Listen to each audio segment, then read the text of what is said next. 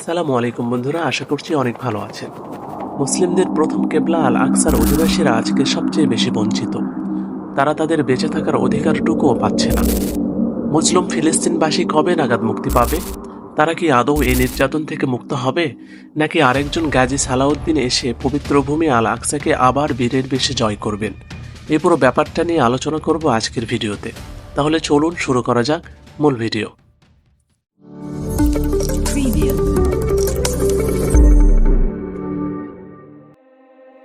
বাইতুল মুকাদ্দাস মুসলমানদের প্রথম কেবলা।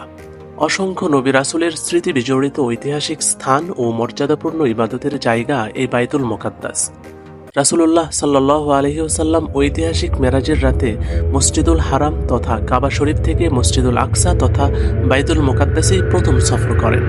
প্রিয় নবী হযরত মুহাম্মদ সাল্লাল্লাহু আলাইহি ওয়াসাল্লাম মেরাজে গমনের সময় এই মসজিদেই সব নবী রাসূলদের ইমামতি করে নামাজ আদায় করেন। এ কারণেই তিনি ইমামুল আম্বিয়া বা সব নবীদের ইমাম ও সাইয়্যিদুল মুরসালিন বা সব রাসূলদের নেতা হিসেবে স্বীকৃত হন।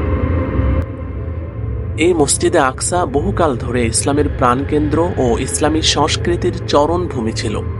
খলিফাতুল মুসলিমিন হযরত উমর রাদিয়াল্লাহু তাআলা আনহু এর খিলাফতের সময় 638 সালে বাইতুল মুকাদ্দাস জেরুজালেম সহ সমগ্র ফিলিস্তিন পুরোপুরি মুসলমানদের অধিকারে আসে।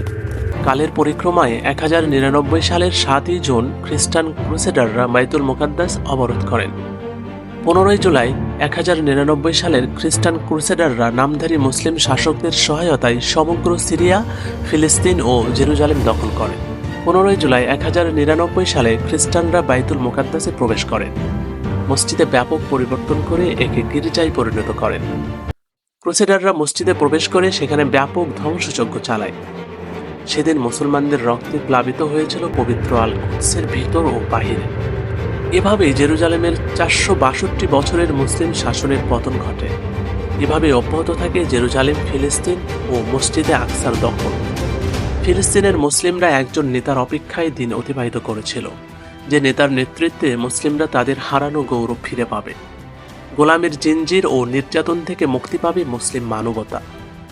মসজিদে আকসায় আবারও ধ্বনিত হবে ইসলামের সুমহান আযান। সুলতান সালাউদ্দিন আইয়ুবী জেরুজালেম স্বাধীন করার পর থেকে ফিলিস্তিনে ইসরায়েলের রাষ্ট্র প্রতিষ্ঠার ষড়যন্ত্র শুরু হয়। এই অসৎ উদ্দেশ্য বাস্তবায়নের জন্য ইহুদি ধর্মাবলম্বীরা তৎকালীন তুরস্কের শাসক সুলতান আব্দুল হামিদের কাছে ফিলিস্তিনে বসতির অনুমতি চায়।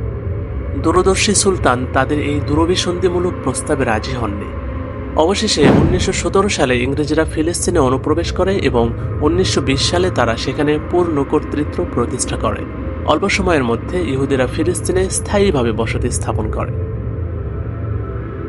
ফিলিস্তিনের পবিত্র ভূমিতে ইহুদিদের সংখ্যা বাড়ার সঙ্গে সঙ্গে মুসলমানদের সঙ্গে রাজনৈতিক ও ধর্মীয় দাঙ্গা নিত্যদিনের ঘটনায় পরিণত হয়। এ সময় ব্রিটিশ সাম্রাজ্যবাদীরা অন্যায়ভাবে মুসলমানদের ফিলিস্তিন ভূমিকে মুসলমান ও ইহুদিদের মধ্যে ভাগ করে দেয়। ফলে 1948 সালের 15 মে বেলফোর ঘোষণার মাধ্যমে জায়ানবাদী অবৈধ ইসরায়েল রাষ্ট্র প্রতিষ্ঠিত হয়। তখন থেকে মুসলমানদের প্রতি জায়ানবাদী ইসরায়েলদের জুলুম, নির্যাতন ও অত্যাচারের মাত্রা আরও বাড়তে থাকে, যা অদ্যাবধি চলছে। অবৈধভাবে গড়ে ওঠা রাষ্ট্র ইসরায়েল ও দখলদার বাহিনী 1966 সালে মসজিদে আকসা জোরপূর্বক দখল করে নেয়। এরপর থেকে সেখানকার মুসলিম জনগণ মুক্তি ও স্বাধীনতার জন্য তাদের সংগ্রাম চালিয়ে যাচ্ছে। কিন্তু জায়ানবাদী ইসরায়েল একের পর এক মুসলিম অধ্যুষিত এলাকা জোরপূর্বক দখল করে ইহুদি বসতি সম্প্রসারণ অব্যাহত রাখে এবং হত্যা, গুম চালিয়ে যাচ্ছে। বর্তমানে মসজিদে আকসা ও জেরুজালেম নগরী দখলদার ইসরায়েলদের নিয়ন্ত্রণে। সেখানে মুসলিমরা নির্যাতিত হচ্ছে, প্রতিনিয়ত তারা ফিলিস্তিনের ভূখণ্ড দখল করে নিচ্ছে। 860 বছর পরও আজ শুধু ফিলিস্তিন নয়, পৃথিবীর বিভিন্ন প্রান্তের মুসলিম মানবতা একজন সালাউদ্দিন আইয়ুবীর জন্য কাঁদছে। অপেক্ষার প্রহর গুনছে। দীর্ঘ 860 বছর পর 1442 হিজরির আজকের এই দিনে মনে পড়ে বীর সেনাপতি সুলতান সালাউদ্দিন আইয়ুবীকে। জেরুজালেম, ফিলিস্তিনে বসবাসরত মুক্তিকামী মুসলিম জনতা একজন সালাউদ্দিন আইয়ুবীর অপেক্ষায় দিন অতিবাহিত করছে। কবে আসবে তাদের মুক্তি? কে হবে এই যুগের সুলতান সালাউদ্দিন আইয়ুবী? আল্লাহ তাআলা বর্তমান মুসলিম উম্মাকে একজন সালাউদ্দিন আইয়ুবী দান করুন, আমিন। বন্ধুরা, আজকে এ পর্যন্তই। দেখা হবে নতুন আরেকটি ভিডিওতে চমৎকার টপিকে। সে পর্যন্ত সবাই ভালো থাকুন। আসসালামু আলাইকুম ওয়া রাহমাতুল্লাহ।